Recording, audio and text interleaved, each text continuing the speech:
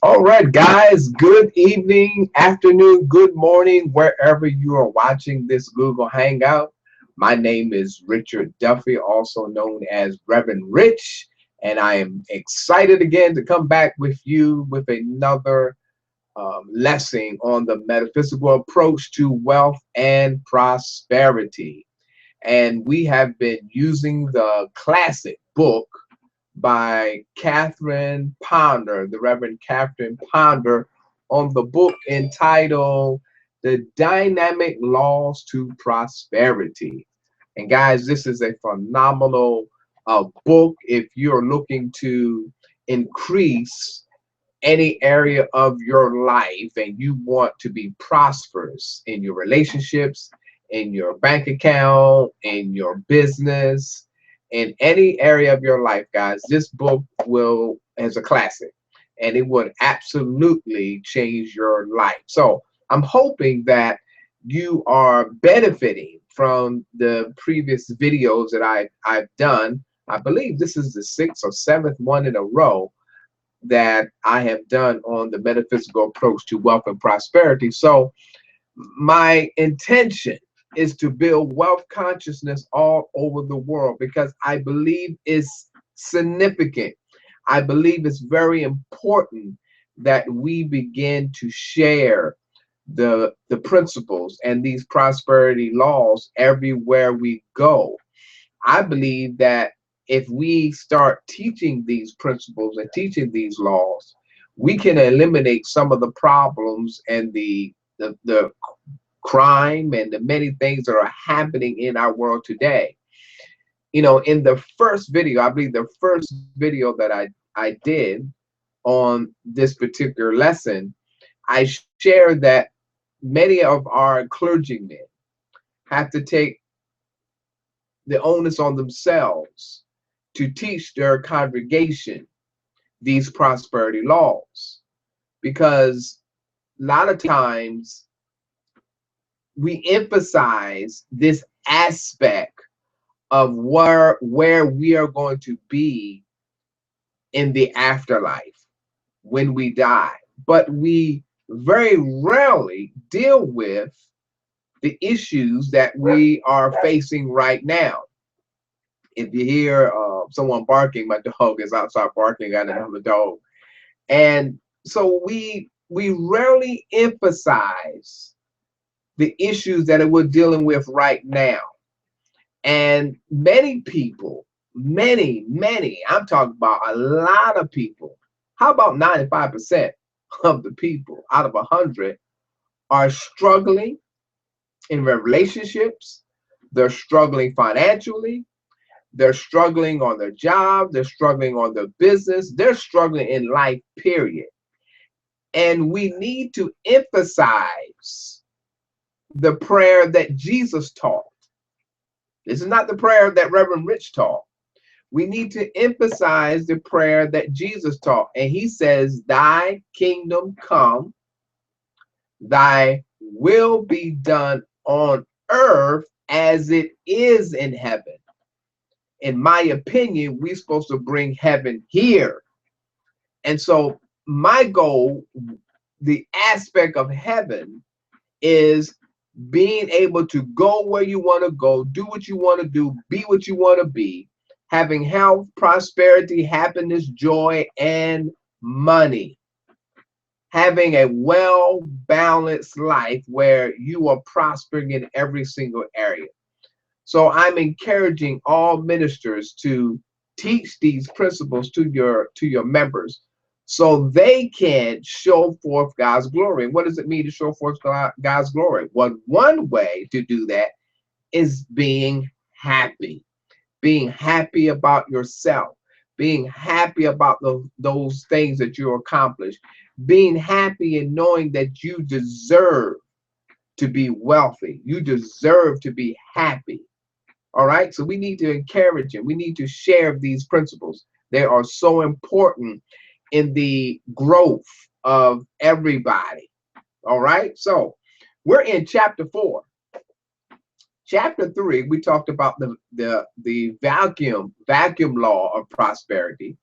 Chapter 2, we talked about the basic law of prosperity.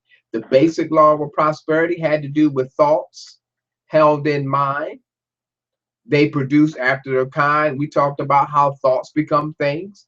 We talked about the importance of prosperous thoughts that produce prosperous life.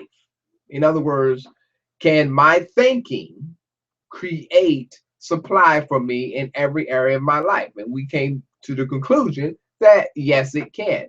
Then we went to the vacuum law of prosperity. That law has to do with removing those things that you no longer need to create a vacuum. Get rid of those old beliefs and old thoughts and replace them with truth, with understanding. Give your mind a space with that has prosperous understanding. So when you create that vacuum, you are allowing good to come into your life. We talked about that being done spiritually, mentally. We even talked about it being done physically. For example, if there is a dress or a suit or clothes in your closet that you haven't even touched in the last year and a half, well, there's no need of um, trying to fit it or do anything with it. If you want new things, give it away.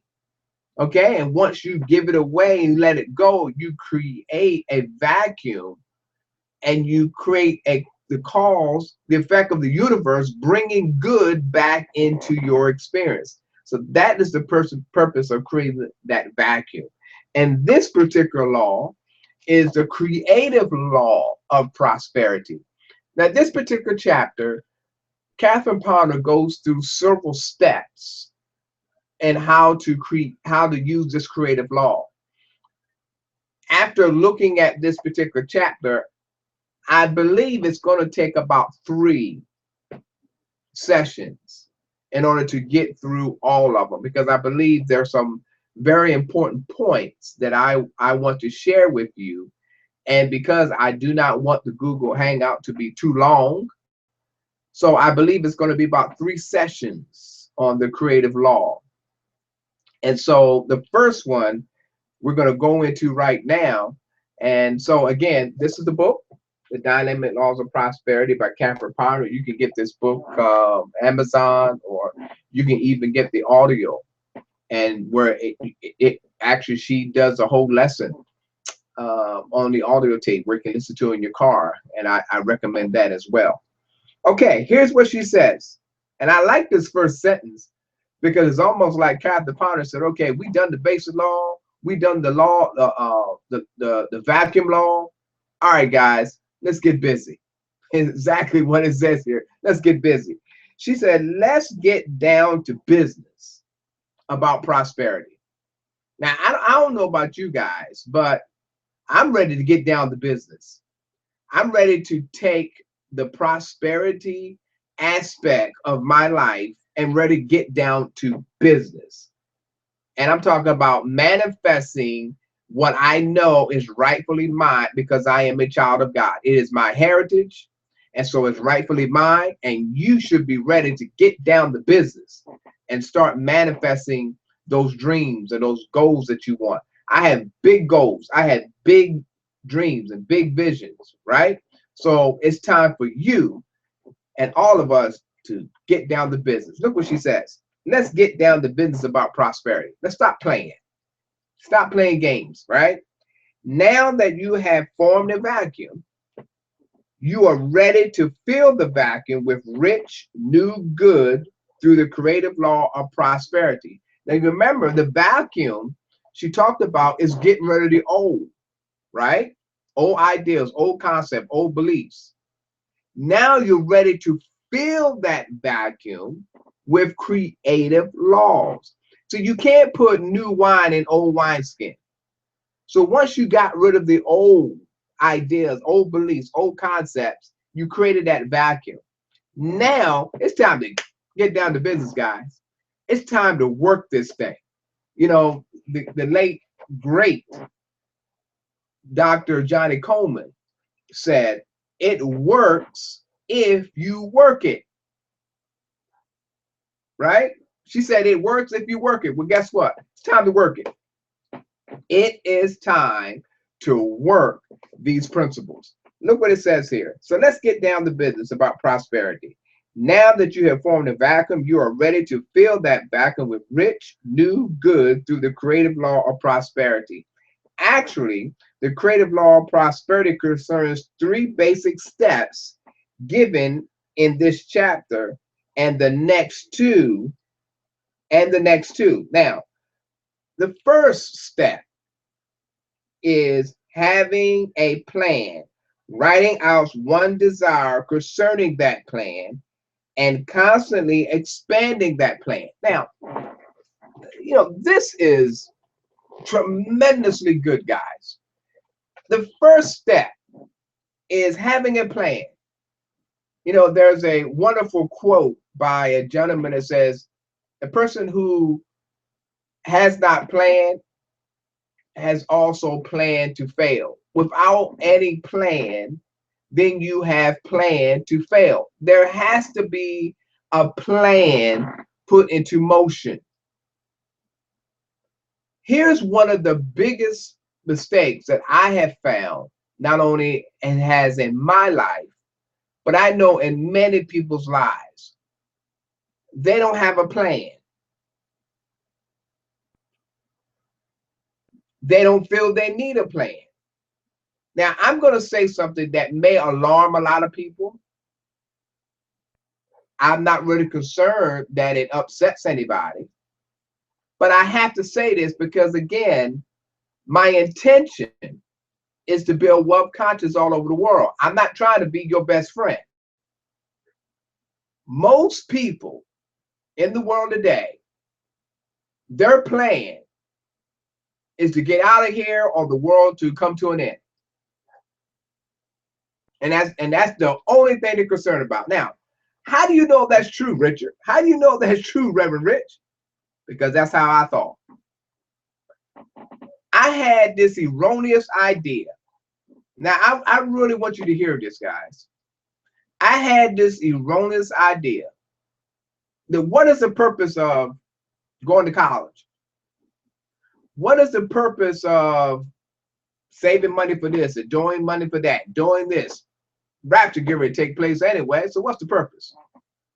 Back in the day, when I was back in the 70s, 80s, and 90s, the only plan I had in my life was one day leaving. I had no other plan. Are you listening to me? And I know there is millions of people out there right now has that same plan. The only thing they're interested in is one day they're being raptured out of here. Now, is that a bad plan? I won't call it a bad plan. I'm saying it's error. Because Jesus said, "Thy kingdom come, thy will be done on earth as it is in heaven." First of all, the reason why it's not a great plan or a good plan is because we nullify the great beings that we are. You look out in the world today, and without any plan, without any desire to bring heaven to earth, you see the effects of that erroneous belief, or that erroneous idea, or that erroneous plan. You see the effects of it because people don't have vision for their life. And what did the scripture say about vision? Without a vision, without a plan, without a desire, the people perish. So if your vision in life, if you think you were born and you were put here just to go away without a plan, Then to me, in my opinion, that's a waste of time. You should have just stayed in the unformed realm where you were, in my opinion. What's the purpose of coming here with no plan? You come here, the only plan you got is to fly out of here. To me, that's not a plan. Everybody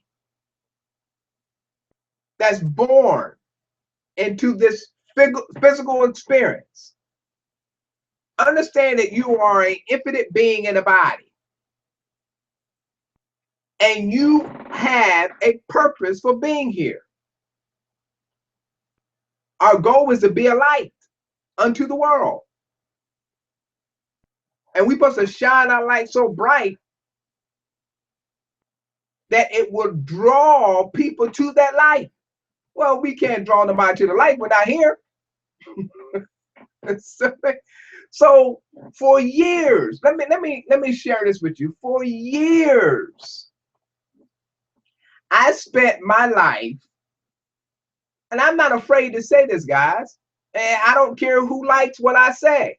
I spent majority of my life waiting for a rapture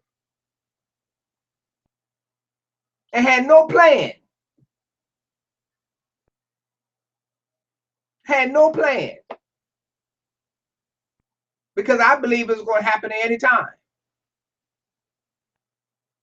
So someone may say, well, Reverend Rich, when did it change? When I had kids. Because I wasn't going to bring my kids up that way. Things changed when my daughter was born. Then it changed when my son was born.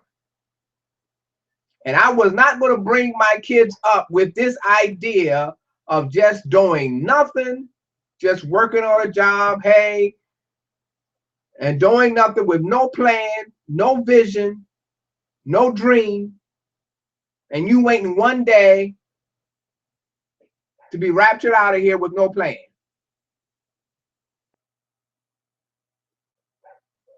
So I want you to look at this first step that Catherine Ponder talked about.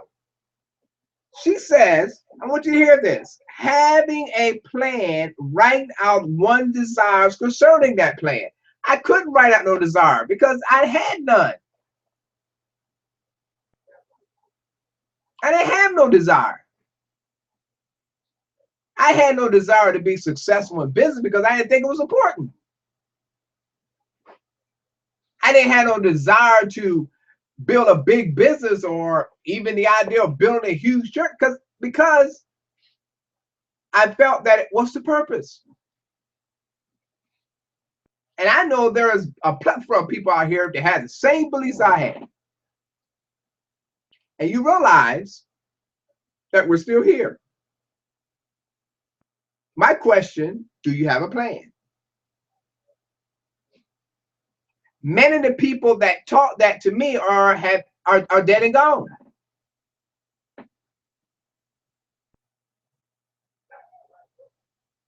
They're not even here. Who now again, remember in my probably 3 or 4 videos prior, I said nothing that I share with you that I don't blame anybody who shared those ideas. It's my responsibility to understand and to grasp those things that I feel that's important to me. So I don't blame anybody. I'm just letting you know that without a plan, this is why 95% of the people struggle in life. And only 5% of the people enjoy life. Because if you don't have a plan, it's almost something like Jim Rohn said, that if you don't have a plan, then somebody else has a plan for you. And guess what their plan is? Not much. And guess what? Because I took on somebody else's plan, right? And I took on their beliefs and their concepts. God rest their soul, they're not even here right now. But I took on their plan. You understand what I'm saying? Without a vision, we do perish. And if we don't understand that we're here for a purpose and we have a dream, we have a vision, and there's something inside our soul that is saying it can be better and you can create a dream and life can be great. We can bring heaven on earth. If you don't see that, then definitely, you cannot fulfill a vision or dream for your life, because you basically just going to go through life and then later on you're just going to transition out.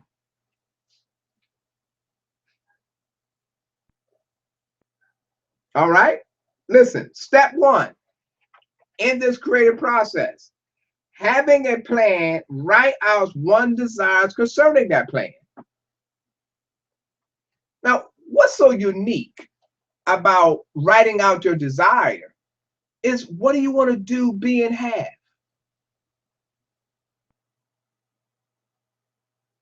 In other words, that plan that wakes you up in the morning, gets you excited.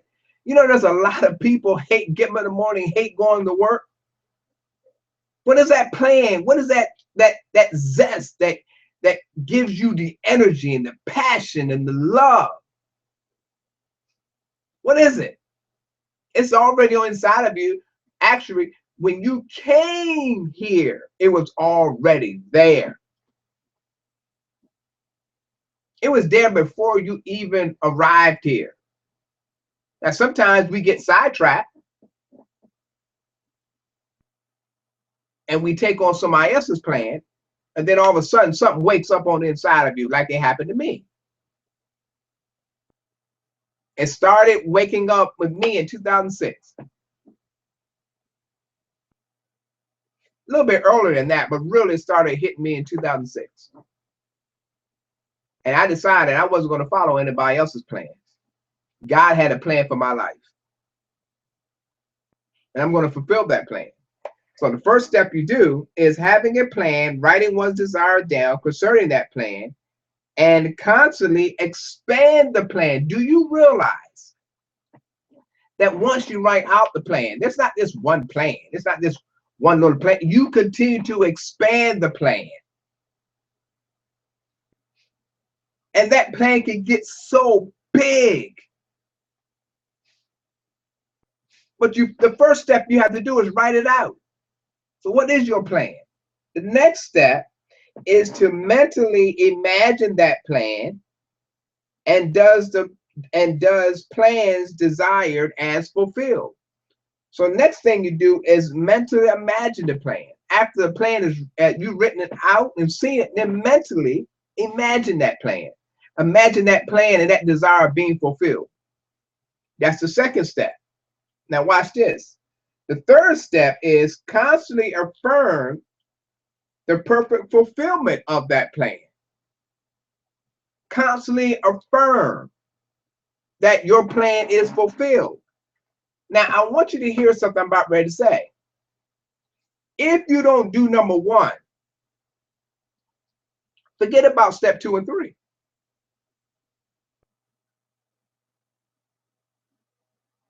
If you don't have a plan, forget about step 2, forget about step 3. Do you see how important step 1 is? Do you see the significance of writing out a plan?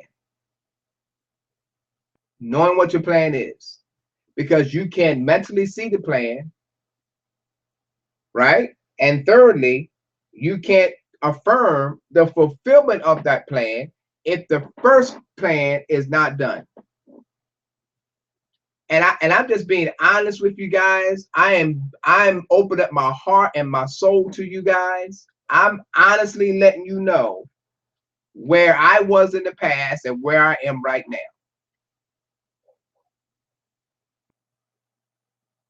And I'm just grateful that I have an opportunity to still write out a plan. And I am grateful for the opportunity to mentally still see my plan fulfilled. And I am grateful that I can can affirm that my perfect plan is being fulfilled. I appreciate the grace of God with this opportunity. Because again, like I told you years ago, I had no plan at all. None whatsoever. Because I didn't think it was important. Didn't see a need for it. I didn't think I was going to be here on earth long anyway. So what's the purpose of having a plan? And it's sad to say, guys, there are thousands, millions of people feel the same way. What's the purpose of having a plan? You're not going to be here long anyway. And without a vision, right, the people perish. You don't understand that when you have a plan, you invoke others to have a plan as well. You provoke them to start searching deep in their soul for a plan. And it becomes a ripple effect. All of a sudden, somebody else got a plan, and somebody else got a plan. And all of a sudden, everybody has a vision for their lives. Does that make sense? All right, look at this. One of the keys, the first step in the creative law of prosperity is desire. Now, you've heard in my previous videos when I talk about desire and a person's desire for wealth.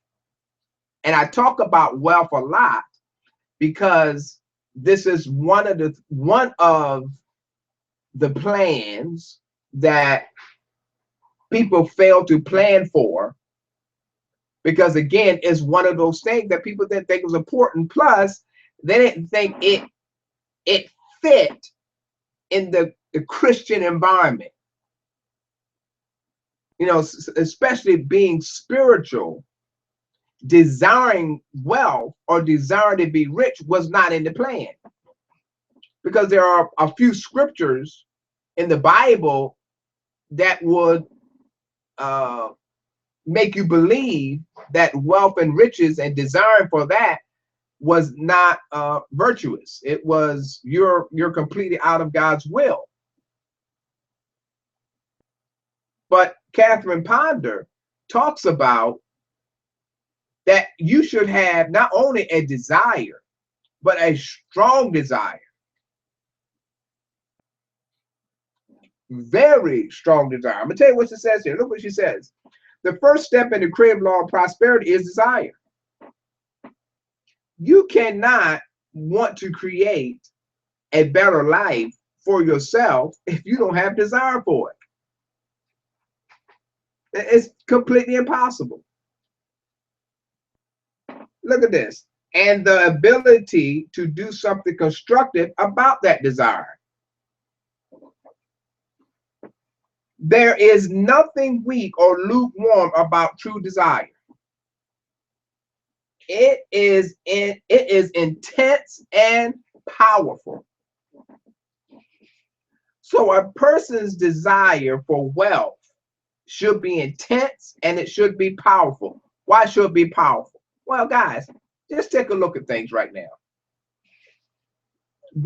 Back in 20, 30 years ago, houses were not $100,000, $200,000, $300,000. Colleges was not expensive as it is right now. Now, nevertheless, it doesn't matter how inflation has occurred. Gas prices up, bread is higher, milk is higher, many different things. The prices are different than they were 20, 30 years ago. When it comes to who we are, that's never an issue. We are infinite beings in the body. And just because the prices go up, that has nothing to do with our ability to create the wealth that we need. Because when there is a demand, spirit is more than capable of creating more than what you and I need. If there's a demand for supply in your life, universal wealth is more than capable in creating enough wealth for everyone.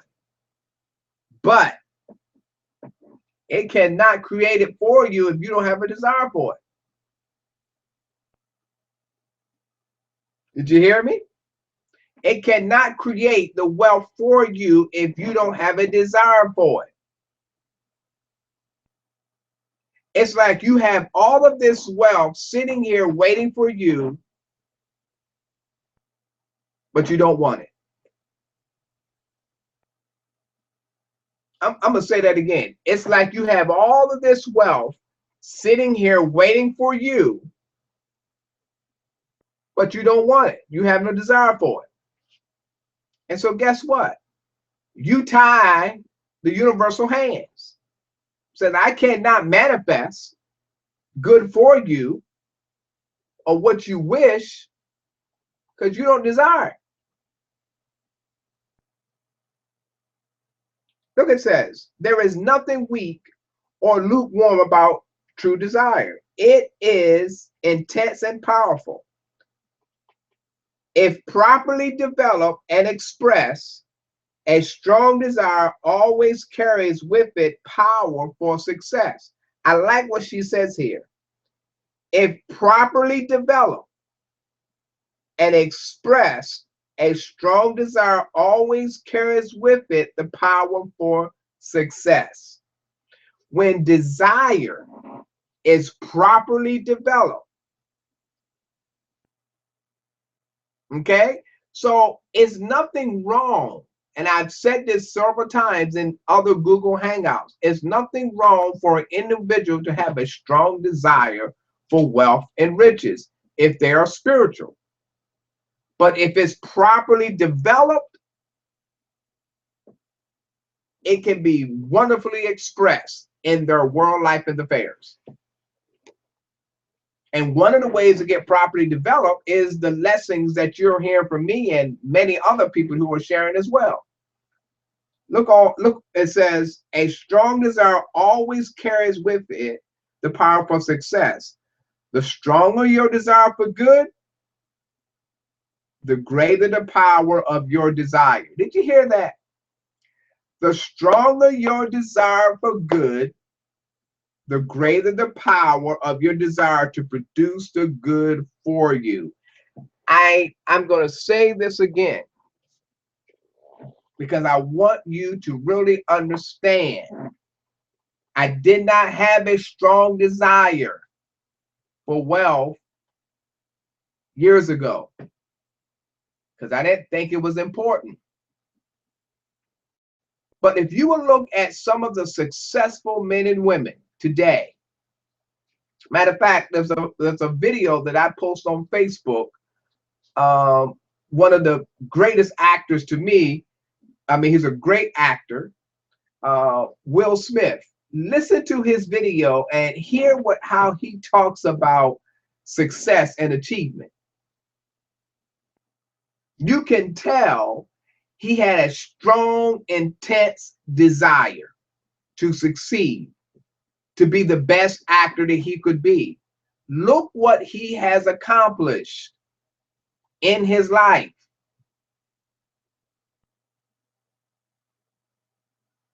And I can give you hundreds and hundreds of other people who had a strong desire.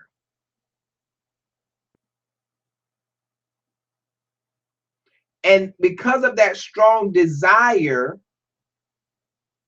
it created a magnet to attract success in whatever they wanted to do.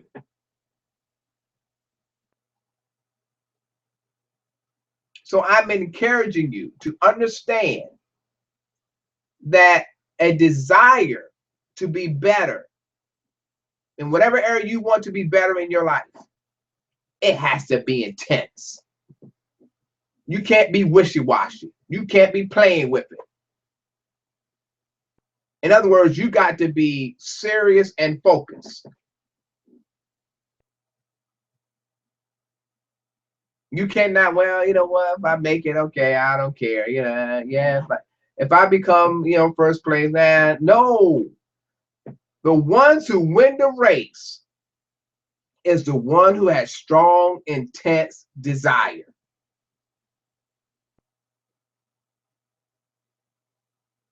There's no question that they had a focus. Look what she says. The stronger your desire for good, the greater the power of your desire to produce that good for you. She says she discovered in counseling people who have various problems, and that the right kind of desire would dissolve anything that has stood in the way of fulfillment. Hear that? Listen, it doesn't matter where you are right now in your relationship, in your marriage, in your finances, in your health, in your business, in your job. If you want it changed, it doesn't matter where you are right now. A strong desire,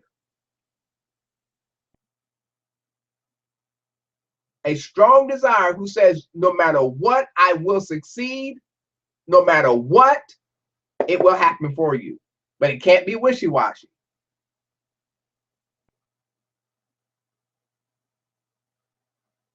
What's the scripture say? I believe it's in Revelation. Say, if you're lukewarm, I'll spew you out. Right? It's better be hot or cold. When we talk about desire here, be hot. Be on it. Don't be lukewarm. Don't be wishy-washy when it comes to desire.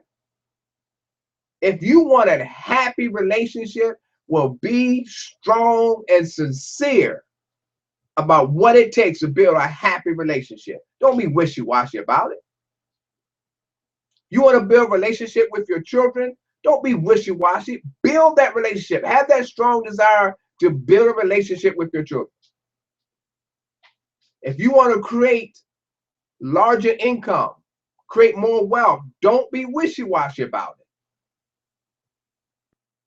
Find ways that fit your passion, that fits your gift and your talent, and go 100%. Don't go 99, go 100.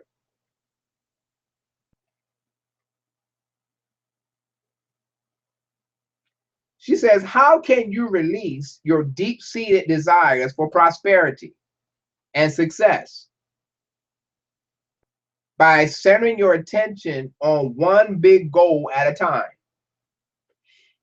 In that video I was just talking to you about, Will Smith talked about, no, matter of fact, yeah, Will Smith did too, and Tyler Perry. Watch his video. I post that on my Facebook page. He talks about how people have wishy-washy. They have all of these desires, so many. They'll start this, then they'll go here, they'll start this, then they go there, they'll start this, and they go there. And guess what? I was one of those people. I know what it's like. Start this, then stop this, start that, then stop this. No, no, no, no, no, no, no, no. And the universe is confused. What in the world? What do you want to do? Start with one big goal. Start with one big, huge goal. Look what it says here. One big goal always includes a number of smaller desires that are automatically fulfilled when the big one is achieved. See, one big goal always has little small goals along the way, which in turn you're going to automatically fulfill the big goal. So what is your number one goal right now? What is the desire that you have right now that's pressing? I want to do this, or I want to have this, or I want to be this. When you understand that, go back to the first step and write out a plan. Once you write out a plan, the next step is mentally image that plan. See it. And then the third step is constantly affirm the plan being fulfilled.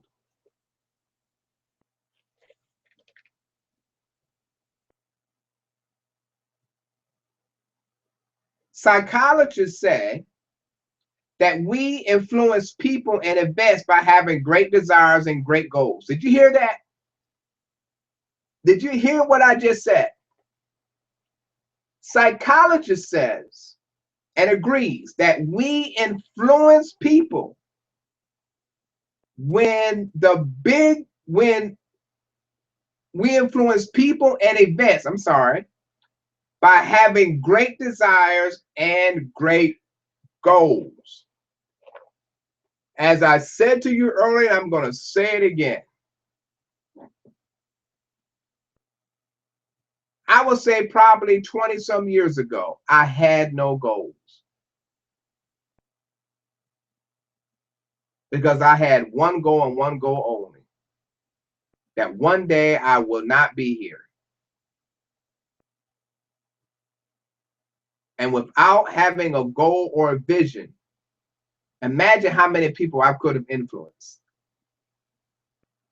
But I'm not going to look back on that now from a negative standpoint. I want you to understand something. You were brought here for a purpose. And I don't believe that we were born into this world just to leave it without fulfilling your purpose. Because you have an opportunity to influence people's lives and events by having a strong desire. Recognize what your purpose is. Recognize what your goal is. And watch what God does for you. There is a quote that I'm going to share with you the next Google Hangout. The reason why I'm not going to share it right now because I can't remember the full quote and I don't want to do the injustice. But the quote I'm going to share with you has a lot to do with how influential you and I can be when we have a strong desire. Utilize this creative law, guys. It is tremendously powerful, and we have an opportunity to change not only our lives, but hundreds and thousands of others. One would chase 1,000, two would take a 10,000 flight. How many is ready to make a change? I know I am. All right. Next Google Hangout, you can hear part 2 of the same principle of this creative law. Okay. I sure hope that you enjoyed this Google Hangout. And my wish for you is love, happiness, prosperity, peace, and money. All right. Do me a favor. If whatever you like this video, send me a comment. If you don't like it, send a comment. I promise I will respond to everybody's comment. Subscribe to my YouTube video. Also, go to my blog. Read some of my blogs. www.youtubecanberich.com. That's right underneath this video. And underneath that video, I have a quote that I say all the time. And that quote says, you ought to be rich. You have no right to be poor. To live and not be rich is a misfortune. And it's a double misfortune because you could have been rich just as well as being poor. I love you. Peace and blessings.